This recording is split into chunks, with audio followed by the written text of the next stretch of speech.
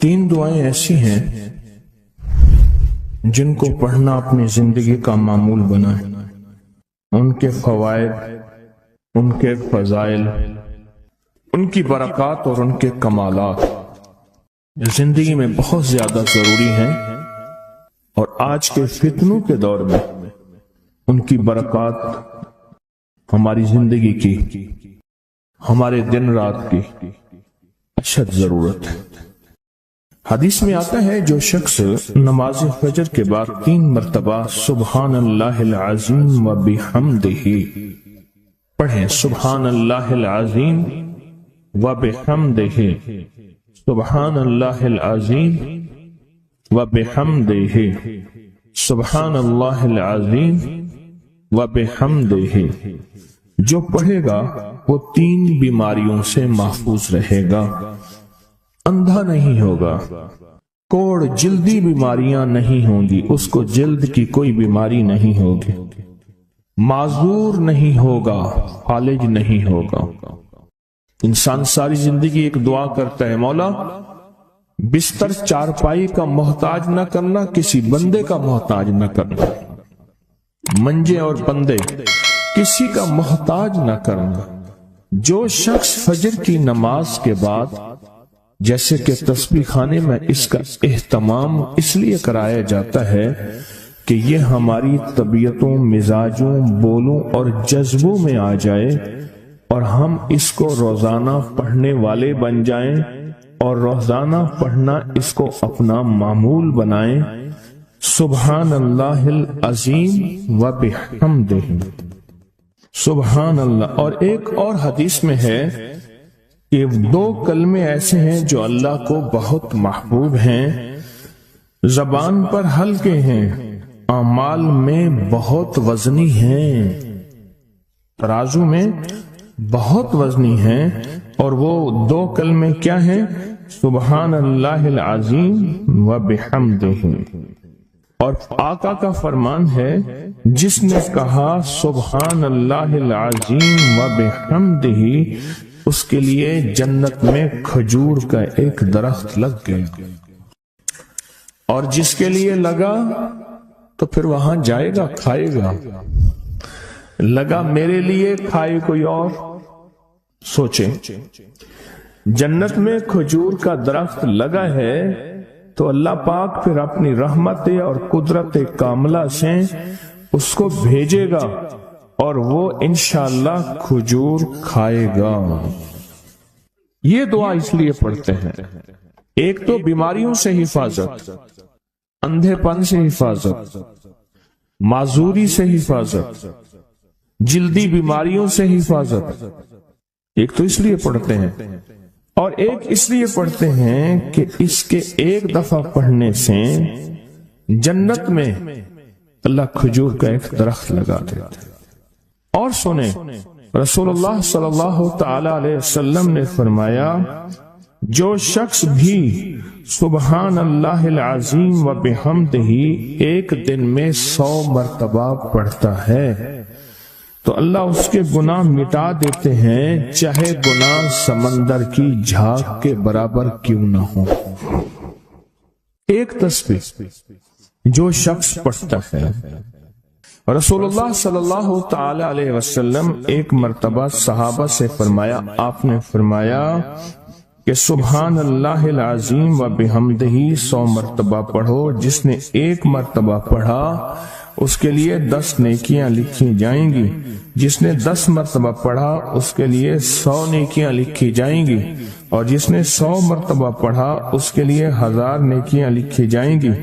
اور جو زیادہ پڑھے گا اللہ رب العزت اسے زیادہ عطا فرمائیں گے، اور جو اللہ سے بخشش طلب کرے گا تو اللہ ضرور اس کو بخشش عطا فرمائیں گے اور اللہ اس کو بخش دیں گے. ایسی طاقتور دعا ہم روزانہ رمضان میں بھی اور رمضان کے بعد بھی. تو کون سی دعا پڑھنی آج کے بعد؟ سبحان اللہ العظیم و بحمدہ. کیا پڑھنا؟ یہ دعا روزانہ کو اپنے معمولات میں، اپنی تسبیحات میں، اپنے معمولات میں، اپنی عادت اور عبادت میں شامل کر لیں. تو انشاءاللہ فائدہ، نفع اور بہت زیادہ۔ ایک اور دعا ہم پڑھتے ہیں، اللہم اجرنا من النار۔ اچھا، اپنی ذات کے لیے اکیلے پڑھیں تو اللہم اجرنی من النار، اگر مجمع کے لیے اکٹھا پڑھیں تو اللہم اجرنا من النار۔ فرمایا حدیث میں ہے کہ جس شخص آپ ایک دفعہ فجر کی نماز سے فارغ ہوں تو کسی سے بات کرنے سے قبل اللہم اجرنا من النار، اے اللہ مجھے آگ سے بچا لے، پڑھ لیں تو فرمایا اگر اس دن اس کو موت آ گئی تو اللہ اس کو آگ سے بچائے گا۔ اور جو مغرب کی نماز کے بعد پڑھے گا، مغرب کی نماز کے بعد، تو اللہ پاک اگر اس کو موت آ گئی تو اسی رات اس کو اللہ پاک آگ سے بچائیں گے، آگ سے۔ اور حدیث میں آتا ہے جب تم فجر کی نماز پڑھو، فارغ ہو جاؤ تو یہ دعا 7 مرتبہ پڑھو۔ کون سی دعا؟ اللہم اجرنا من النار، اللہم اجرنا من النار، اللہم اجرنا من النار، اللہم اجرنا من النار، اللہم اجرنا من النار، اللہم اجرنا من النار، اللہم اجرنا من النار، اللہم اجرنا من النار، اللہم اجرنا۔ یہ دعا بخار کا بہت زبردست علاج ہے، جس کو بخار نہ چھوڑتا ہو۔ یہ دعا ہائی بلڈ پریشر کا زبردست علاج ہے۔ یہ دعا غصے کا علاج ہے۔ یہ دعا جس کے اندر وسوسے بہت زیادہ آتے ہوں، منفی وسوسے بہت زیادہ آتے ہوں، جو نیکی سے ہٹاتے ہوں، اس کا علاج ہے۔ اللہم اجرنا من النار، یہ بہت طاقتور علاج ہے۔ جس کا بلڈ پریشر ہائی رہتا ہو، جو بہت زیادہ ہر وقت غصے میں رہتا ہو، جس کا جسم بہت گرم رہتا ہو، جیسے رات ایک صاحب کہنے لگے کہ مجھے گرمی میں سے خوف آتا ہے، سردی میں مجھے راحت ملتی ہے، اس کے لیے بہت فائدہ مند ہے، بیماریوں کے لیے بہت فائدہ مند ہے۔ ایک عمل ہے بہت طاقتور اور بہت زبردست عمل ہے، اور پوری دنیا کو اس عمل سے بہت فائدہ پہنچا ہے کہ 2 رکعت نماز نفل پڑھ کے 3 بار سورۃ یاسین پڑھے، اور جو اللہ سے مانگے اللہ عطا کرتا ہے۔ سوچیں، ساری دنیا کی نوافل جتنی بھی ہیں ایک فرض تو فرض کے سجدے کا مقابلہ نہیں کر سکتے۔ ساری دنیا کی نوافل فرض تو فرض ایک سجدے کا مقابلہ نہیں کر سکتے۔ فرض نماز پڑھی، اور فرض نماز پڑھنے کے بعد سورۃ یاسین 3 بار نہیں پڑھی، سینکڑوں بار پڑھی۔ پھر آپ نے نہیں پڑھی، اس وقت آن لائن پوری دنیا میں کتنے بے شمار لوگ ہیں جو تسبیح خانے کے ان اوقات کے مطابق انہوں نے اپنے آپ کو فارغ کیا ہے، خالی کیا ہے، اور سورۃ یاسین لے کر بیٹھے ہیں۔ انہوں نے بھی پڑھی 3 بار سورۃ یاسین، آپ نے بھی پڑھی، اور آپ کے علاوہ پوری دنیا کے کتنے بے شمار لوگوں نے پڑھی۔ کسی نے درد سے، کسی نے غم سے، کسی نے جذبے سے، کسی نے آنسو بہاتے ہوئے، کسی نے اللہ سے باتیں کرتے ہوئے، کسی نے درد اور وجدان کی کیفیت سے۔ یہ لمحہ قبولیت کا ہے، یہ لمحہ قبولیت کا ہے، اور اس لمحے دعائیں قبول ہوتی ہیں، فریادیں پوری ہوتی ہیں، آسیں امیدیں بر آتی ہیں۔ یہ بہت قبولیت کا لمحہ ہے، اور یہ بہت مقبولیت کا لمحہ ہے۔ اس عمل کے بعد سورۃ یاسین پڑھی جائے۔ انفرادی پڑھنے سے 3 بار تو فائدہ ہوتا ہے۔ جس کو بھی میں نے یہ عمل بتایا، جس کو بھی میں نے یہ عمل بتایا، اس کو بہت فائدہ ہوا، اس کو بہت نفع ہوا۔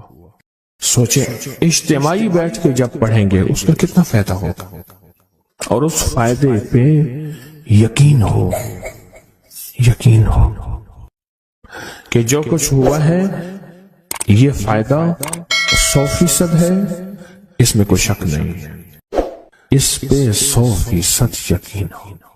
اس پہ 100% یقین. عمل ہوا اور عمل پہ یقین نہ ہوا، عمل کی تاثیر ختم ہو جاتی ہے. عمل ہوا اور عمل کے اوپر اعتماد نہ ہوا، عمل کا فائدہ ہواؤں میں تحلیل ہو جاتا ہے. اور عمل کیا اور اس پہ شک ہوا، وہ شک عمل کی طاقت کو ختم کر دیتا ہے. اس پہ 100% یقین. اتنے سارے لوگوں نے بیٹھ کے پڑھا اور یقین سے پڑھا. اور ایک بات اور ہے، اگر آپ سورۃ یاسین پوری نہیں پڑھ سکے، سورۃ یاسین بعض اوقات بعض بندے اٹک اٹک کے پڑھتے ہیں اور دعا کا وقت ہو گیا، آپ چاہے بعد میں اس کو پوری کریں لیکن پوری ضرور کریں. میری طرف دیکھتے رہیں، پورا کریں لیکن اس سورت کو پورا ضرور کریں. اللہ نے یہ موقع دیا ہے رمضان کا. آج پہلا روزہ ہے اور پہلی سحری ہے، اور پہلے روزے اور پہلی سحری میں اتنا طاقتور عمل کیا ہے. اب سوچنا یہ ہے کہ اتنے طاقتور عمل میں نے دعا کون سی مانگنی. ایک تو پہلے یقین ہے انشاءاللہ کہ میری دعائیں قبول ہیں. اچھا، قبولیت کی وجہ سحری کا وقت، تہجد کا وقت. ایک دوسرا قبولیت کی وجہ ایک مجمع کا اللہ کے لیے جمع ہو جانا. فرمایا جہاں 40 پردیسی 40 مسافر صرف اللہ کی رضا کے لیے جمع ہو کے دعا مانگے، اللہ ان کی دعاؤں کو رد نہیں کرتا. آپ میں سے تو 90% مجمع تو پردیشیوں کا ہے، 90% مجمع. اور قبولیت کی تیسری وجہ یہ ہے کہ آپ نے فرض نماز پڑھی اور فرمایا فرض نماز کے بعد دعائیں قبول ہوتی ہیں. فرض نماز کے بعد دعائیں قبول ہوتی ہیں. اب قبولیت کی پہلی وجہ کیا ہے؟ سحری کا وقت. سحری کا وقت، فجر سے پہلے کا وقت دعائیں قبول ہوتی ہیں. دوسری وجہ فجر کا وقت، فرض نماز کے بعد دعائیں قبول ہوتی ہیں. اور تیسری وجہ مسافروں کا مجمع. اور چوتھی وجہ رمضان کے اللہ جل شانہ نے فرشتوں کو حکم فرمایا، فرشتوں ساری عبادات چھوڑ دو اور میرے روزے داروں کی دعاؤں پہ آمین کہو. ساری عبادات چھوڑ دو اور میرے روزے داروں کی دعاؤں پہ آمین کہو. ایک چوتھی وجہ ہو گئی کہ فرشتوں نے آپ کی دعاؤں پہ آمین کہا. اور پانچویں وجہ مل کے سورۃ یاسین پڑھنا. مل کے سورۃ یاسین. فرمایا سورۃ یاسین ہر تنگی سے نکالتی ہے، ہر مشکل سے نکالتی ہے، ہر ناکامی کا علاج ہے، ہر پریشانی کا علاج ہے، اور ہر ناممکن کا علاج ہے. اور فرمایا سورۃ یاسین مردوں کو بھی نفع دیتی ہے اور زندوں کو بھی نفع دیتی ہے.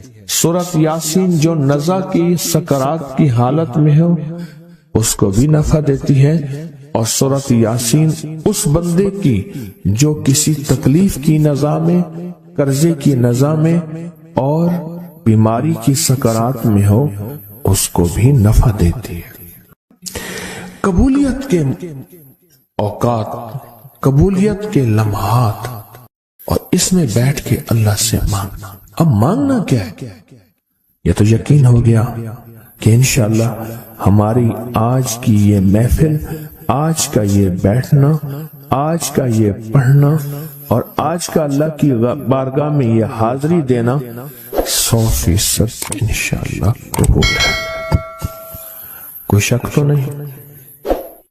کیوں اللہ والے میری طرف دیکھیں، سونے کی حالت یہ ختم کریں. یقین کامل ہے، پھر مانگیں کیا؟ سوچنا. جب سخاوت کی سخی کی سخاوت موجوں پہ ہو، عروج پہ ہو، پھر مانگیں کیا؟ یہ سب سے اہم چیز ہے. تو وہ چیز مانگیں جو اللہ کے خزانے میں سب سے قیمتی ہے، وہ ہے ایمان. سب سے قیمتی، اور وہ سب کو نہیں دیتا. مال مال سب کو دیتا ہے، اپنے نہ ماننے والوں کو بھی اور اپنے ماننے والوں کو بھی، اپنے دوستوں کو بھی، بلکہ اپنے دشمنوں کو زیادہ دیتا ہے، زیادہ دیتا ہے۔ مال اپنے دشمنوں کو زیادہ دیتا ہے اور بعض اوقات اپنے دوستوں کو بھی زیادہ دیتا ہے، جیسے انبیاء میں سے حضرت سلیمان، حضرت داؤد، حضرت یوسف علیہ السلام، جیسے صحابہ میں حضرت عثمان غنی، عبد الرحمن بن عوف اور بے شمار صحابہ، اولیاء میں سے حضرت پیران پیر شیخ عبد القادر جیلانی اور بڑی بڑی ہستیاں۔ اللہ اس لیے دیتا ہے کہ یہ مومن یہ نہ سمجھے، تو سب سے پہلی چیز جو اللہ سے مانگنی ہے وہ ایمان مانگنا ہے۔ ساری دنیا مل گئی، سارا مال مل گیا، ساری حکومتیں اور ساری چیزیں ملی، ایمان نہ ملا تو ہم گھاٹے میں رہ گئے۔ ہمارا سودا گھاٹے کا سودا تھا، ایمان نہ ملا۔ اللہ سے سب سے پہلے ایمان مانگنا۔ جو بندہ ساری عمر جو چیز مانگتا ہے، غور سے دیکھنا، غور سے سمجھنا، ساری عمر جو چیز مانگتا ہے، جو بندہ ساری عمر جو چیز مانگتا ہے، ساری عمر جو چیز مانگتا ہے، جو بندہ ساری عمر جو چیز مانگتا ہے، اگر نہ ملی، اللہ سچی طلب کی بنیاد پہ آخری وقت میں وہ چیز عطا فرماتے ہیں۔ حضور سرور کونین صلی اللہ تعالی علیہ وسلم کا فرمان ہے، از انس بن مالک کی روایت ہے کہ لوگوں سنتے ہو، جو شخص کسی چیز کے سے متعجب ہو کر سنے، غور سے سنے۔ انہوں نے فرمایا، لوگوں سنتے ہو، جو کسی شے سے متعجب ہو کر لا الہ الا اللہ کہتا ہے، اللہ ہر حرف کے مقابلے میں ایک ایک درخت پیدا کر دیتے ہیں جس کے اتنے پتے ہوتے ہیں جتنی دنیا میں دن، اور ہر پتہ اس کی قیامت تک کے لیے اس کے لیے مغفرت کرتا ہے اور تسبیح پڑھتا ہے۔ متعجب ہوا، ہاں لا الہ الا اللہ، اچھا فلاں جیت گیا، واہ لا الہ الا اللہ، فلاں ہار گیا، اچھا فلاں بندے کے ساتھ یہ ہوا، فلاں واقعہ یہ ہوا۔ متعجب ہو کے کیا پڑھا؟ لا الہ الا اللہ، بس اتنا سا لفظ پڑھا، اور اتنے سے لفظ پڑھنے پہ اب وعدے سوچیں، کیا وعدے ہیں؟ میں کہ اللہ ہر حرف کے بدلے میں، اب لا الہ الا اللہ، اب اس کے جتنے حرف ہیں آپ گن لیں، ہر حرف کے بدلے میں اللہ کیا کرتا ہے؟ ایک درخت پیدا کرتا ہے، اور اس کے پتے کتنے ہیں؟ معلوم ہوا کہ درخت کتنا بڑا ہے، بڑا ہوگا تو اتنے پتے ہوں گے، جتنے پتے جتنے دنیا میں دن۔ جب سے یہ دنیا بنی ہے کتنے دن ہوں گے؟ سال میں 365 دن ہے۔ دنیا بنے کو کتنے لاکھ سال کہتے ہیں؟ کوئی 5 کہتا ہے لاکھ سال، کوئی 6 سال کہتا ہے، کوئی لاکھ، پتہ نہیں کتنے لاکھ اندازے ہیں۔ اتنے دن ہیں، خربوں سے خربوں نیکیاں، خربوں سے خربوں نیکیاں اسی وقت بیٹھ کے یوں سمولی، ایک منٹ میں جتنے دنیا میں دن ہیں۔ اور پھر وہ درخت، آگے سنیں، وہ درخت اس کے لیے قیامت تک مغفرت چاہتا ہے، اور وہ تسبیح پڑھتا ہے، اور اس تسبیح کا سارا ثواب اسی کو جاتا ہے۔ ایک بابا جی تھے، ان کی قوم عالیمان قوم ہے، عالیمان کہتے تھے، نام یاد نہیں۔ میں نے بابا جی سے پوچھا، میں کہا بابا جی کاروبار؟ آکے جھانبا، یہ ایک مخصوص لفظ ہے ان کا۔ میں نے کہا آپ کیا کاروبار کرتے ہیں؟ آکے جھانبا مارتا ہوں۔ جھانبا اصل میں کہتے ہیں درخت کا ایک بہت بڑا لڑا اور شاخ ہو، اس کو جب گھسیٹیں گے تو اس کے ساتھ پتے، چیزیں، شاخیں، تنکے، بہت سی چیزیں اکٹھی ہو کے، سمجھ گیا نا، اس کے ساتھ آتی ہیں۔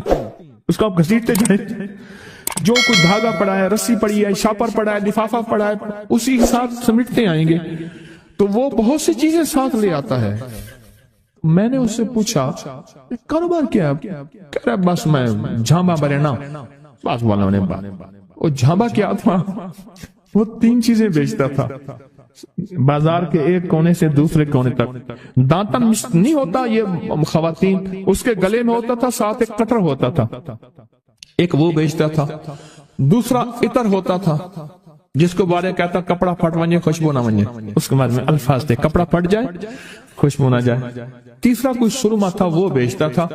شہر کے دروازے ایک بازار کے چلتے پھرتے ایسے، اس کو وہ جھامبا کہتا تھا. وہ کہتا تھا تھوڑی دیر کام کرتا ہوں روزی بن جاتی ہے میں آتا ہوں. یہ ایک دفعہ جو کلمہ پڑا اس پہ اتنا بڑا جھامبا لگا، متعجب ہو کر تعجب میں آ کے ایسی تعجب، اچھا لا الہ الا اللہ. اللہ پاک فرماتے ہیں جا تیرے ہر حرف کے بدلے. لا الہ الا اللہ کے کتنے الفاظ ہیں میں؟ 12 تقریباً کہہ رہے ہیں آپ، کوئی مجھے 100% بتائے. 12 اگر 12 بھی ہے تو ایک 12 پہ ہر حرف پہ کتنے درخت؟ ایک درخت. اور درخت کتنا بڑا؟ اتنا بڑا کہ اس کے پتے اتنے ہیں جتنے کائنات کے دن ہیں.